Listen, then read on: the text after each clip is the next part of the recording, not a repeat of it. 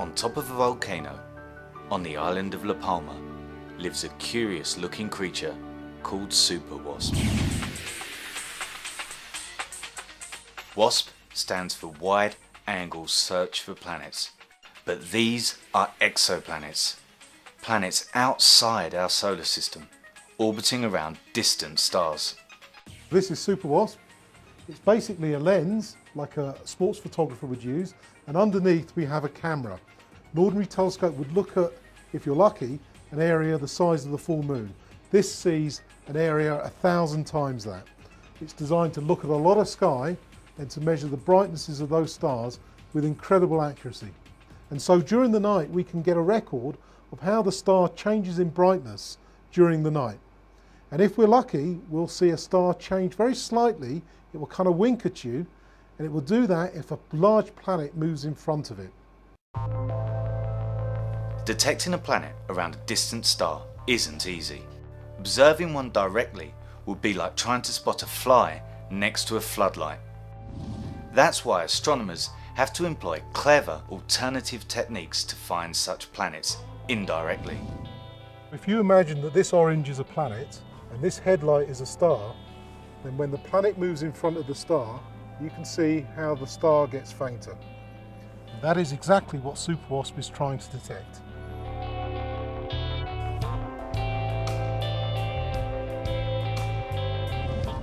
Measuring the size of the dip in the light can tell astronomers how big the planet is relative to its parent star.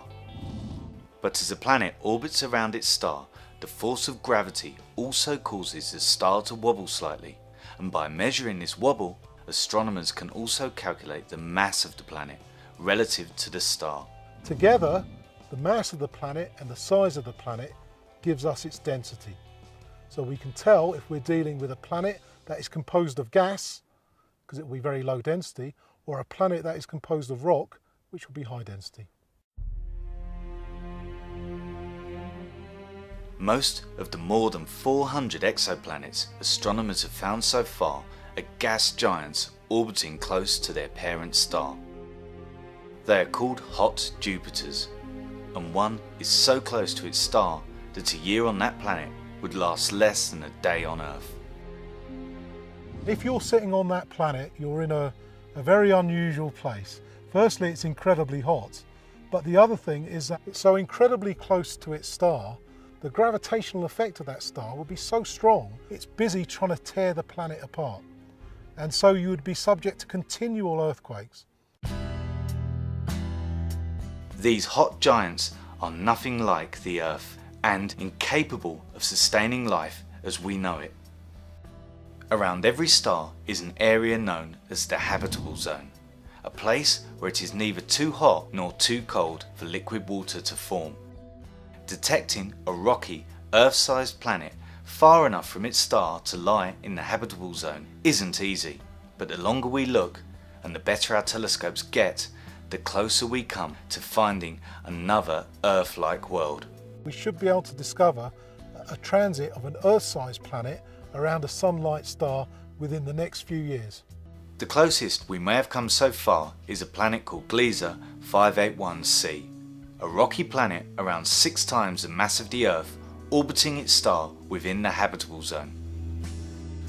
Of course, if we do find another Earth-like planet out there, what we'll really want to know is whether it harbours life. One of the great things about the transiting planets is that during the transit, the light of its star actually shines through its atmosphere. So if we compare the light during the transit to the light outside of the transit, the difference will tell us something about the atmosphere of that planet, and we'll be able to look for signs of life in their atmospheres, just like our atmosphere has. Each element in a planet's atmosphere will absorb specific wavelengths of the star's light, meaning astronomers can look for signs of elements and compounds indicative of life, such as water, oxygen and methane.